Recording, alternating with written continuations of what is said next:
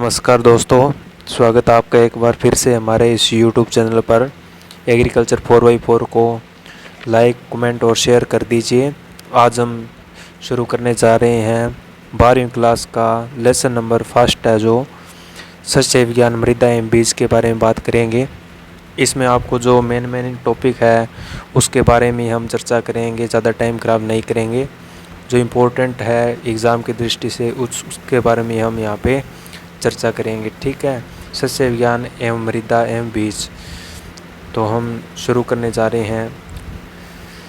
सस्य विज्ञान की डेफिनेशन है वो, उसके बारे में हम बात करते हैं कि सस्य विज्ञान क्या है। विज्ञान की वह शाखा जिसमें फसल उत्पादन, मृदा प्रबंधन के सिद्धांतों तथा क्रियाओं का अध्ययन किया जाता है, सस्य विज्ञान कहलाती है। इतना ही आपको याद रखना है, ये इम्पोर्टेंट है दोस्तों, ठीक है। उसके बाद हम नेक्स्ट है वो बात करेंगे कि सस्य विज्ञान का महत्व और कार्य क्या है। तो ये दोस्तों आपको छोड़ देना है इतना, जो मैं आपको कहूँगा ओनली फॉर आपको वही याद रखना है कि इसका महत्व और कार्य क्या है, ठीक है दोस्तों। तो इसका जो महत्व है वो है दोस्तों, कृषि उत्पादन में, नियोजन में, व्यवसाय में और उद्योग में। आपको ये 4 टॉपिक ही याद रखने हैं यहाँ से, अन्यथा कोई भी टॉपिक आपको याद नहीं करना। ये 4 चीज़ें याद रखना, ये सस्य विज्ञान में इम्पोर्टेंट है दोस्तों। नेक्स्ट हम बात करते हैं दोस्तों, कृषि उत्पादन में है तो ये आप इतनी डेफिनेशन ज़रूर याद रख लेना। यहाँ तक फसल उत्पादन कृषि का संपूर्ण मूलभूत महत्वपूर्ण अंग है, यहाँ तक आपको याद रखना है। उसके बाद दोस्तों कोई आगे आपको याद रखने की ज़रूरत नहीं है, यहाँ से एग्ज़ाम में टॉपिक नहीं आते हैं। उसके बाद नियोजन के बारे में है दोस्तों। नियोजन के बारे में आप अपनी बुक में निशान लगा लीजिए, परीक्षा की दृष्टि से बहुत इम्पोर्टेंट है। नियोजन में आप यहाँ से लेकर और रोज़गार प्राप्त होते हैं, यहाँ तक आपको याद करना है। उसके बाद दोस्तों ये जो है ये भी बहुत इम्पोर्टेंट है, इसको भी आपको याद कर लेना है। ये जो दे रखे हैं यहाँ पे 1 नंबर, 2 नंबर और 3 नंबर, यहाँ 5 नंबर तक आपको याद रखनी है, ठीक है। फिर व्यवसाय में आते हैं दोस्तों। व्यवसाय में आपको है वो यहाँ से 1 नंबर, 2 नंबर और 3 नंबर, ये तीनों आपको याद करने हैं। ये इम्पोर्टेंट है दोस्तों, पिछली बार भी एग्ज़ाम में आया हुआ है। फिर आते हैं दोस्तों उद्योग में। उद्योग में है तो दोस्तों जैसे एग्रो इंडस्ट्रीज़, खाद बीज एवं कृषि दवाओं यंत्रों का व्यापार, यहाँ ये भी आपको याद करना है। कृषि पैदावार का लेन देन व्यापार, यहाँ तक आपको याद करना है दोस्तों। फिर आता है उद्योग में। उद्योग के बारे में आप जानते हैं दोस्तों, कहाँ कहाँ पे एग्रीकल्चर सस्य विज्ञान है वो आपके काम में आती है। तो ये भी आपको जैसे यहाँ पे दिया हुआ है, डेयरी उद्योग के लिए चारे की फसलें होगी, गुड़ शक्कर उद्योग के लिए गन्ना चुकंदर फसलें होगी, वस्त्र उद्योग के लिए कपास की फसल होगी, बीड़ी सिगरेट उद्योग के लिए तंबाकू की फसल होगी, दवा उद्योग के लिए होगी, मसाला उद्योग के लिए होगी। तो आपको ये भी है जो याद रखना है। उसके बाद जैसे खाद उर्वरक उद्योग हो गए, बीज उत्पादन उद्योग हो गए, पोष संरक्षण रसायन उद्योग हो गए, पौध वृद्धि कारक रसायन उद्योग हो गए, निंदानाशी रसायन उद्योग हो गए, सिंचाई के संसाधनों यंत्रों निर्माण उद्योग हो गए, कृषि प्रयोग होने वाले यंत्र औजार आदि के लिए भी सस्य विज्ञान काम में आती है। मृदा उर्वरता एवं उत्पादकता, ये दोस्तों है वो परीक्षा की दृष्टि से बहुत इम्पोर्टेंट है।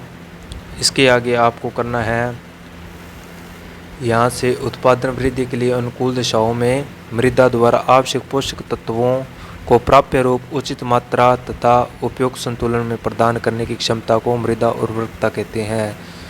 यहाँ तक आपको करना है। उसके बाद वो आपका टॉपिक आ जाता है मृदा उर्वरकता, यहाँ से यहाँ तक हो गया, ठीक है। ये आपको बुक में निशान लगाने हैं। उसके बाद आगे आता है मृदा उर्वरकता को प्रभावित करने वाला कारक। मृदा उर्वरकता को प्रभावित करने वाले कारक है वो दोस्तों प्राकृतिक कारक, पैतृक पदार्थ हो गए। प्राकृतिक कारक में पैतृक पदार्थ हो गए। पैतृक पदार्थ, मृदा की उर्वरकता पैतृक पदार्थ पर निर्भर करती है, ये इतना आपको छोड़ देना है। उसके बाद आपको यहाँ से याद करना है, यदि पैतृक पदार्थ में पौधों के पोषक तत्व अधिक है तो उनसे निर्मित प्रायः उपजाऊ मृदा है वो उपजाऊ होती है, यहाँ तक आपको करना है ये। फिर पैतृक पदार्थ आगे, मृदा की उर्वरकता, पौधों के पोषक तत्व अधिक है तो उनसे निर्मित मृदाएं प्राय उपजाऊ होती है, ये यहाँ तक आपको करना है, ठीक है। उसके बाद नेक्स्ट आते हैं स्थलाकृति। स्थलाकृति ढालू पहाड़ी क्षेत्रों की मृदाएं उपक्षालन एवं मृदा क्षरण के कारण कम उपजाऊ होती है। निचले भागों की मृदाओं में ऊंचे स्थानों की मृदाओं के पोषक तत्व एवं कार्बनिक पदार्थ पानी के साथ बहकर एकत्रित हो जाते हैं, इसलिए ये मृदाएं अधिक उपजाऊ होती है। ये है वो आपको यहाँ तक करना है, ठीक है, ये आपको इतना करना है। इसके बाद नेक्स्ट आते हैं दोस्तों मृदा आयु। मृदा आयु के साथ मृदा उर्वरता में कमी आती है। पुरानी मृदाओं में अधिक अपक्षय लगातार फसलों के उगाने, मृदा क्षरण एवं अपक्षालन के कारण उनकी मृदाएं उर्वरता नवनिर्मित मृदाओं की अपेक्षा कम होती है। ये आपको पूरा का पूरा करना है, ठीक है, 3 नंबर टॉपिक है वो। उसके बाद आती है जलवायु। अधिक वर्षा वाले क्षेत्रों में अपक्षालन क्रिया द्वारा अधिकांश घुलनशील पोषक तत्व निचले संस्तरों में चले जाते हैं, जिससे मृदा की ऊपरी सतह की उर्वरता कम हो जाती है। इसी कारण कम वर्षा वाले क्षेत्रों में भूमि के क्षारीय होने का भय रहता है। अधिक तापक्रम मृदा के कार्बनिक पदार्थ का विघटन शीघ्रता सरलता से कर देता है। दोस्तों ये आपको है वो पूरा का पूरा करना है, ठीक है। उसके बाद आता है मृदा की प्रोफाइल। मृदा की प्रोफाइल है वो दोस्तों यहाँ तक करनी है आपको, शक्ति है ये है ना, यहाँ तक करना है, 5 नंबर टॉपिक है। पूरा का पूरा आपको नहीं करना है, ठीक है। ये भी इम्पोर्टेंट है दोस्तों, इम्पोर्टेंट का इंसान लगा लेना। पिछली बार एग्ज़ाम में आया हुआ है 2023 में, और इस बार भी पूछ सकते हैं एग्ज़ाम में, ठीक है। उसके बाद आपका नेक्स्ट टॉपिक है दोस्तों, वो आता है मृदा की भौतिक दशा। मृदा की भौतिक दशा इस प्रकार होनी चाहिए कि उसमें पौधों की बढ़वार हो सके तथा वायु एवं जल का संचार पर्याप्त हो सके। और दोस्तों पदार्थ की सड़न बढ़ जाती है एवं जड़ों का विकास अच्छा होता है। यहाँ तक आपको है वो 6 नंबर टॉपिक है वो करना है, ये भी दोस्तों इंपॉर्टेंट है, ठीक है।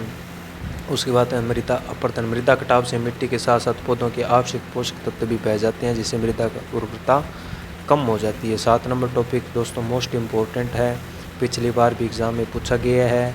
1 नंबर का क्वेश्चन यहाँ से आया हुआ है पिछली बार 2023 में, तो आप ये वाला टॉपिक है जो याद करेंगे।